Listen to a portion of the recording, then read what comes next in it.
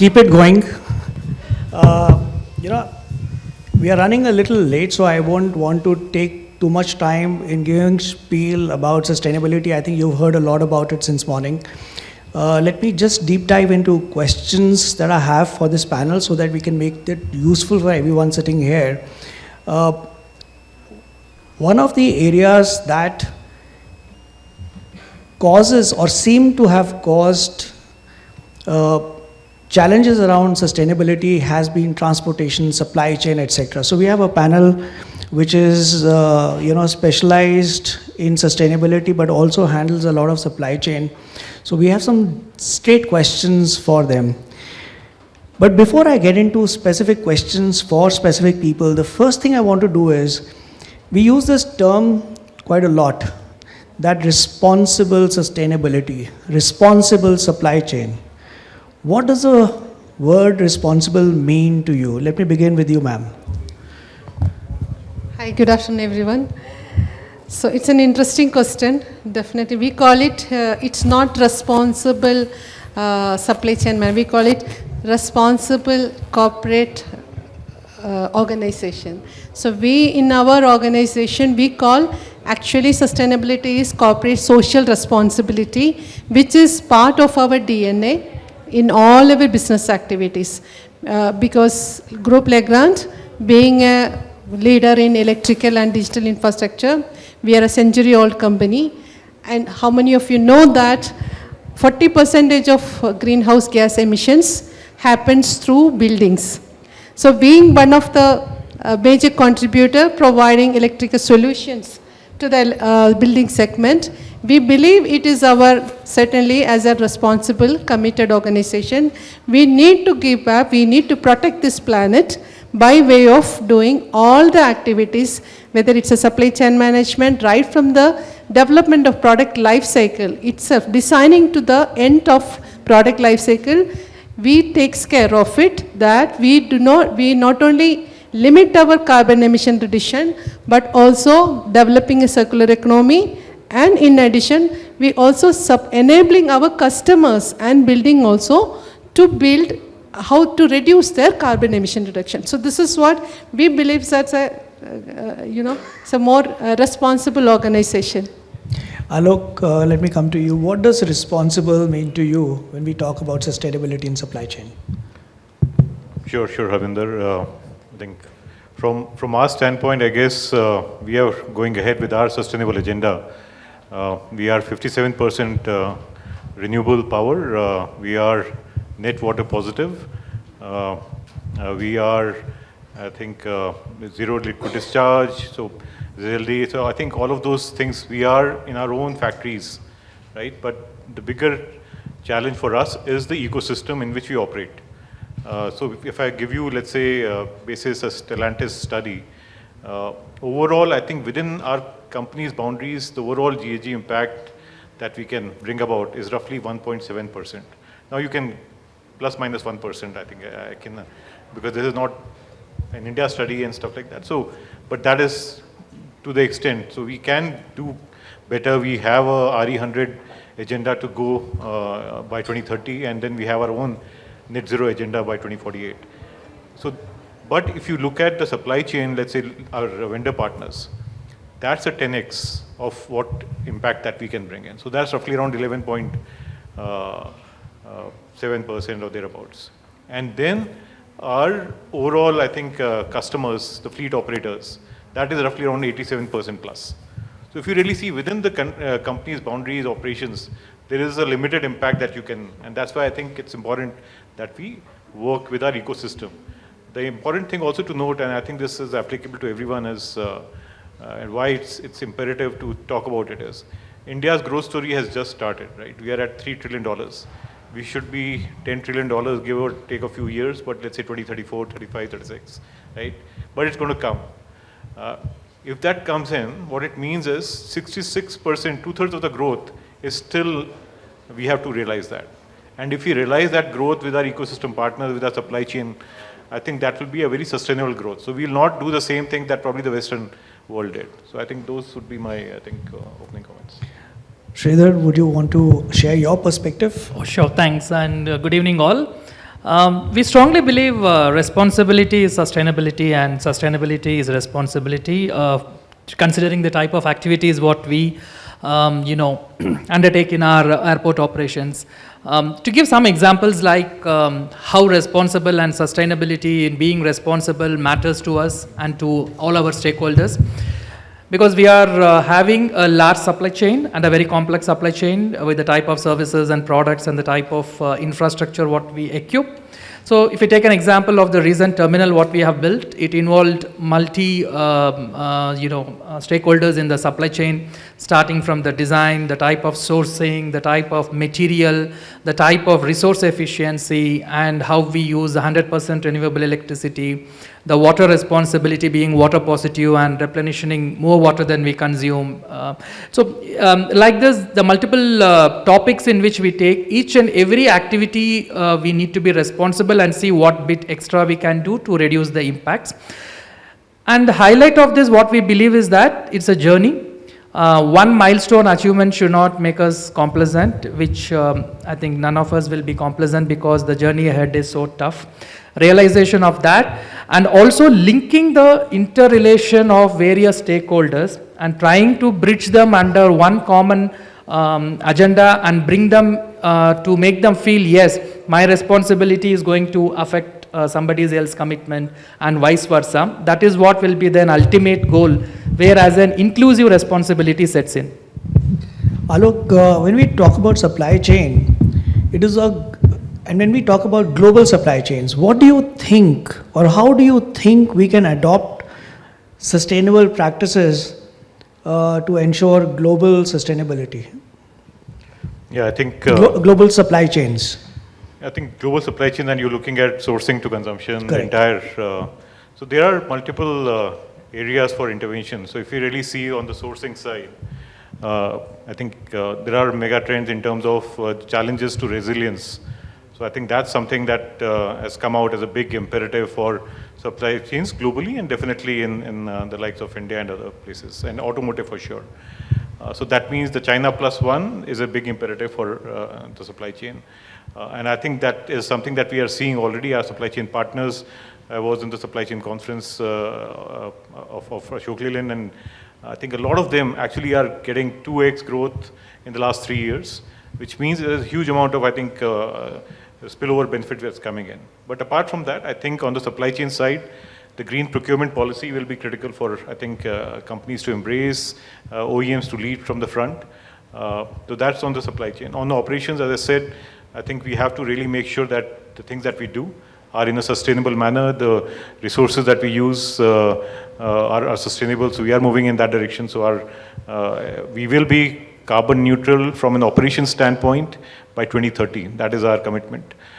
If we come to further down, I guess we have two business models. One is on electric mobility, which again will make sure that this overall sustainability element is taken care of from our products and services. In the Auto Expo, we would have put in multiple alternate fuels vehicles out there. So we are ready to kind of put our, I think, investments as well as our footprint out there. But again, it's the ecosystem that needs to develop from a overall network standpoint. We have the hydrogen ICE vehicles, we have the hydrogen FCEV vehicles. So in some cases, the affordability should come down to an acceptable level.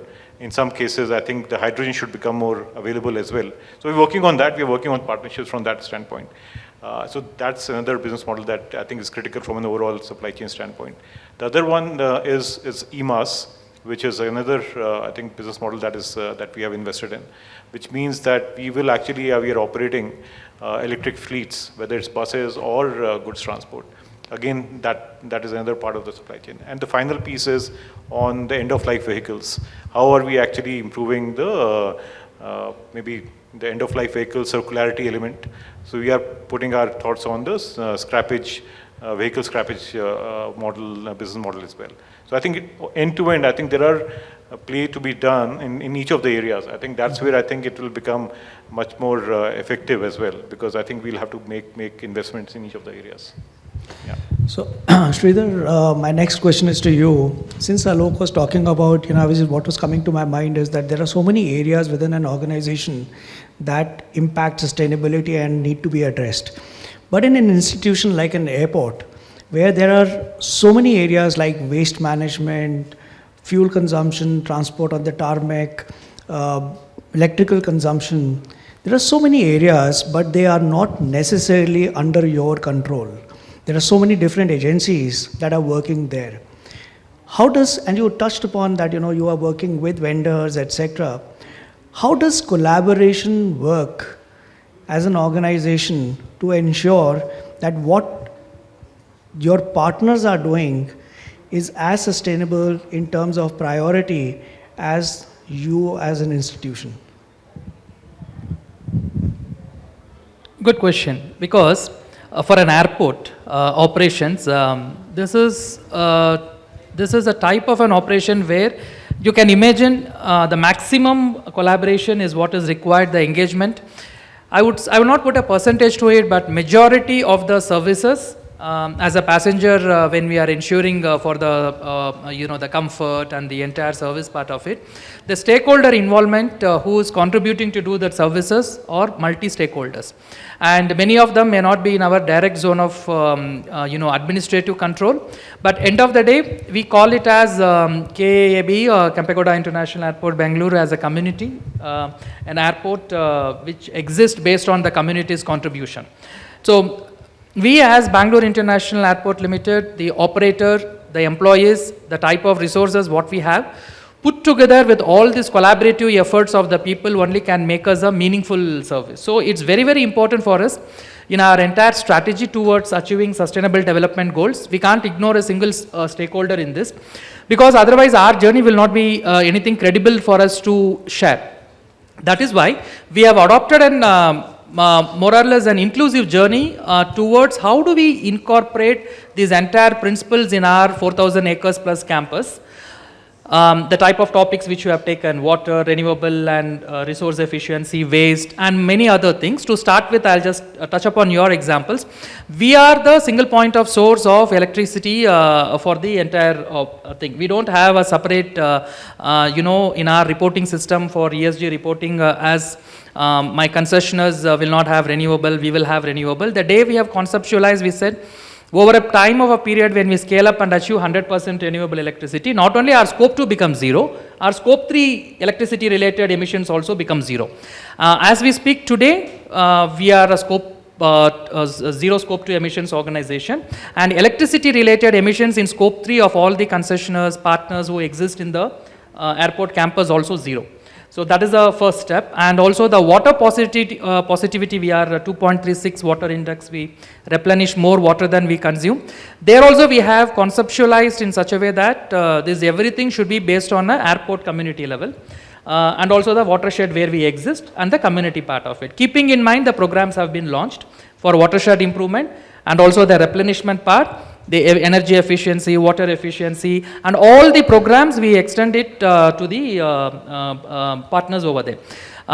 With the airline partners and the ground service equipments, the services what they give, we extended fixed electric ground power. It's a bit of a technical thing, so I'll make it simple. When we use an aero bridge, we would have seen some equipments, bridge mounted equipment, which will give renewable power to the aircraft to switch off their APUs, auxiliary processing units. The benefit is that the ATF will not burn that time when the aircraft is ready to take the passengers. For the minimal energy requirement is fed through the renewable electricity. Today the adoption rate is greater than 90%. Several thousand tons of scope 3 emissions are coming down out of it. So that is our responsibility on ensuring that in our ecosystem, whatever we can stretch a bit more, we can make it happen to the near zero part of it. And also majority of the fleet, what we'll have may not be owned by us, which will come under scope 1, where we have the control to replace it, convert it and all. We have also got into this engagement mode with the people, influence them, make them understand. And thankfully, I have to acknowledge the people who have been strongly committed and supporting the partners. They have also moved towards electric vehicles. We are equipping with the infrastructure, recharging infrastructure for them. So this is like a 360-degree approach. Our operations is a very classic example that we can't achieve our sustainability goal, our commitment for 2030, the ambitious goals what we have taken without the support of the partners exist over there. So this is the, from a strategy side, we have taken up this particular one. To sum it up, whether it is sustainable mobility, sustainable procurement, the circular economy part of it, the waste management which you said, we are also in the process of equipping one integrated solid waste management plant. The entire biodegradable waste generated in the campus will be treated, converted into biofuel and CNG. We have also equipped the capacity in such a way, partly we will take from community and share the digested sludge converted as manure to the community as well as the green landscape. So to sum it up, this is a journey which we believe all partners are equally important to us. Their success is our success is their success. It's a collective journey. Otherwise, we can't serve you as a passenger. Beautiful. Ma'am, coming to you, you represent a company which is into electrical products. Being in the electrical industry, how do you ensure sustainability in all activities related to supply chain from the beginning till the time the product reaches the consumer? Well, Legrand being a signatory authority of Climate Combat Manifesto, we have agreed into we also signed in the Paris Agreement where we are committed to become carbon neutral by 2050.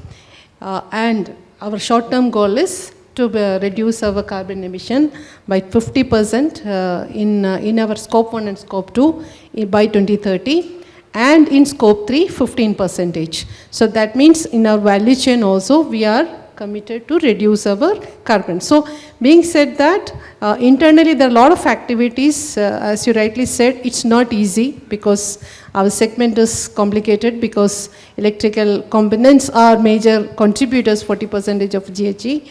So right from the product, so one of the major action which I would like to highlight here is to the interest of audience, 70% of our products in the catalog cell are product sustainable profile certified, which means it is eco-designed, internationally certified, which is reducing indirectly the consumers or to the user level carbon emission reduction. So I'm so happy to tell you that from the 2014 we have a GRI reporting and scientific based initiative reporting is in place. So we have reduced 13 million tons of carbons from 2014 through our energy efficiency products. So that is one of the major milestone we have done. And secondly, as a part of our sustainable procurement actions and also building the sustainable supply chain management, we have also kept a target of by 2024, because of course we have a short-term roadmap and all, we call it a CSR roadmap. So by 2024, our target is 20% of our plastic consumption has to be recycled plastic, and 40% of the metal consumption has to be recycled metal. This is also kind of, I would say, it's a highly ambitious because in Indian market, it's not easy to develop the kind of, because of course recycled plastics are plenty, but again, looking at the context of our R&D and procurement, the quality of the material, because we are into premium product market where we cannot compromise. So how many of you can compromise reducing the quality of product because it's a sustainable? No, not really. So we have to meet, we cannot compromise the customer's expectation. So this is one of the area. Third is morning Dr. Mr. Shah has told about, yes, we are one of the company who is actually working seriously on the reduction of package weight, reducing our product weight by redesigning, because this all are directly or indirectly contributing to the carbon emission reduction.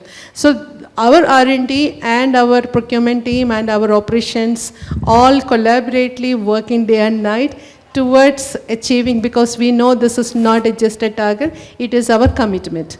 So again, I'm coming back to your first question of responsibility, because we do not want to give any commitment, because it's a serious commitment we have made in. So we have a structured plan in place, how many. So we could definitely say that by 2021, we have already reduced 28% of carbon reduction. That means we are also already in the right path, midway we have reached.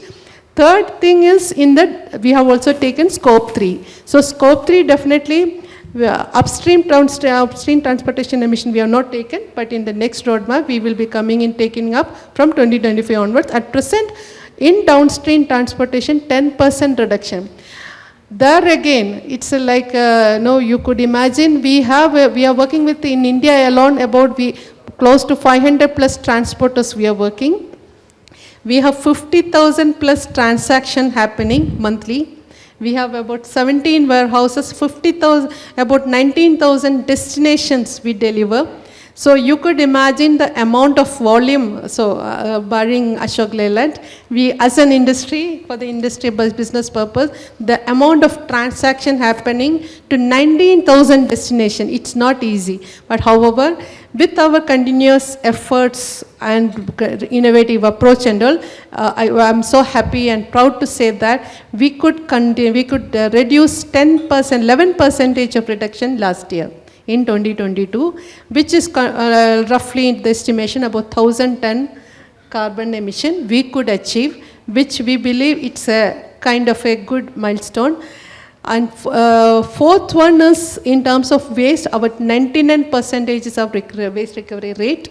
So again, no, we ensure that, okay, whatever the, one of the thing, with one example I could tell you that, okay, the metal recycling process. So what we do is we definitely have certain, some wastages happens in the end of the process and all, but we give it back to the raw material owner, and we do give the awareness training to the supplier as well to take it back. We give the conversion rate as well, we pay them to bring it back as our raw material, as a recycled metal. So there are a lot of actions, it is going on, I can name it few. So I hope this is what I could interesting tell. Absolutely. I mean, there are certain things, what I just realized, that a lot of organizations are doing, which do not even come to the forefront and people do not realize, but there's a lot of effort that is going on, which is behind the scenes. But when we take these efforts, and there's no doubt that almost every organization that is large, reputed, is taking sustainability seriously and is acting on it. But when we begin the initiatives, there are these speed bumps that we encounter. Sometimes it's the cost of trying to be sustainable, the impact that you're creating versus the cost that is being incurred, the convenience to the consumer, etc. There are several speed bumps that we encounter. How do you create sustainable solutions mitigating these risks when you're doing this for business purposes and for the larger good? Whoever wants to begin with this, I'll leave it to you. Alok, would you want to begin on this? So this is in terms of the challenges one faces while being on the agenda of sustainability. So I'll tell you in terms of, and I think the overall subtext is the supply chain, right? So we did a survey, our easy survey with our suppliers, and I think 395 of them responded. And there were multiple parameters, but I'll tell you the areas where they were lacking, at least the biggest areas. I think 100% were on the safety as well as, I think, on the child labor. So there's 100% compliance. So, but in other areas, I think the measurement of CO2 itself was not being done by a lot of, so there's lack of awareness on that front. The other element was not everybody was actually leveraging the potential of renewable energy. So that was the other aspect. So my sense is, I think there is a whole lot of education, and I think as, let's say, OEMs or other ecosystem partners, we should be able to at least be on the journey wherein we share best practices. So that's the mitigant part of it, saying, okay, all right, how can we? So we did that in our supplier conference, and the suppliers actually, and some of them were actually pretty ahead of us as well in some areas. So there's definitely a two-way knowledge transfer that can happen on that front. So that's one challenge. The other is, I think transparency is also a big element in terms of as you go on your sustainable journeys. You have to really be transparent with your achievements. So as Harbinder rightly said, not many people know in terms of the positives that's happening by different companies, and anyway, good news is not news, right, in some sense. So we have, in our facilities, we have, in 20 of our locations, we have Miyawaki forests. Now, I've joined Ashok Leyland from my consulting career a year back, and when I went to the plant, it looked very kind of different when you actually see almost like a forest kind of a setup, and I think there is a huge mitigant potential in terms of because of afforestation. So around 40% of our scope 1 gets mitigated because of our afforestation, and this is way earlier than actually when sustainability became much more I think pronounced and I think accepted as a buzzword. So there is a DNA from a company standpoint. So that I think again, transparency has to be there. I think we should celebrate the positive success as well. The other element to my mind where the challenge will come in is we are working to put a roadmap together with each of the business functions as well as our ecosystem, right? And I think everybody to be brought up to a same level of understanding of the critical elements. So our sustainability report, we have actually have a tagline called from compliance to competitiveness. So there are quick wins to be made wherein actually it makes business sense. So it has a double impact. One is on that you are sustainable, and two is actually it makes business sense on renewable, on wastage, on so many other things. So I think that's and we have to have the journey of making aware our product development, which I think has come out with superior products from a product stewardship standpoint, our operations, which are, I think, sustainable and moving in, I think they are best in class from a renewable standpoint. But the journey is still on. I wouldn't say that, okay, we have reached where we need to reach. So to my mind, I think it's a constant journey. I think we'll have to really be on that education, especially with our ecosystem partners. We have barely scratched the surface. I think vendors, we are starting to engage quite a bit. So we've done the survey. We are actually putting action plan with certain high, consumers of power, like our foundry clusters. We are actually trying to see how we can actually move them towards renewable. So I think we can go on, but I guess these are interventions and that can help mitigate those challenges. Sridhar, would you want to share your perspective on how we can build systems that are resilient and can mitigate risk? Sure. Especially in the supply chain context, if you see, we have started off this journey for quite some time back. We done a course correction. We had a new strategy for 2030 with 6 key strategic pillars and 3 core foundational values. Some of it I've explained to you also in the earlier question. If I take a specific example, we were a carbon neutral company from 2017, and we are moving towards net zero commitment for 2030. We have eliminated more than 92% of scope 1 and 2. Scope 3, we are significantly working with the partners. So if I have to replicate whatever, with a vision that whatever we are doing in a 4,000-acre campus to each of our supply chain partners, that is going to be a biggest challenge, because for example, we have several hundred acres of a green landscape which is going to sequester my residual scope 1 emissions without purchasing offsets to get into a net zero mode by 2030. And some of these technologies we can deploy, for example, the type of water initiatives, waste management, waste to recovery, and the type of renewable material, packaging, the green building constructions, all those things. But there are baselining when we have got into tier 1, tier 2 and tier 3 type of a suppliers from the type of criticality as well as the type of products and services. Majority of the things which I explained, in a way it is relatively with over a period of time collaboration and engagement, we have a roadmap of 3 to 7 years to implement it. The real challenge comes in when some of the suppliers who do not have certain things like basic policies. It is like where they are not able to understand what we are asking, the data management. Their work levels, they are very professionally good, but when it comes to sustainability, it is like we have to start from where we would have started from the beginning of the organization. So that is where there are challenges, because the only one challenge which I foresee over there is you will not have the same phase in which all the 3 tiers of supply chain will walk along with us. So we have to change our phase. We have to handhold certain people who are interested and starting the journey, and then fast track the people who are already crossed with us the journey for some type of time. So it's a decade-long journey which we believe going to make everybody unique and inclusive. For this, we have taken 2 approaches to bring everybody unique as a combined common agenda. We have taken ISO 20400 as a guiding principles to bring it as a standardized across the supply chain, so that the type of handholding happens as per the procurement principles and also our own green procurement policy. And then we change like some of the parameters depending on their operations. The first thing is whatever they do within the campus, non-negotiable, it has to fall in line from day one. But what they are doing, different products, different customers, our journey is to make them, their organization also inclusive into the sustainable approach. So that is going to take some time. So we are also launching programs on sustainable transformation, behavioral change, which is our core foundational value for not only for our employees, for every stakeholder of us, so that it becomes a collective learning and collective journey. All these things we believe will clear some of these headwinds ahead. But I should confess, this is the toughest part of our 6 key strategic pillars: sustainable procurement, which handles with supply chain, because end of the day we have to balance people, planet and profit. Economic related questions also will come up from the vendors.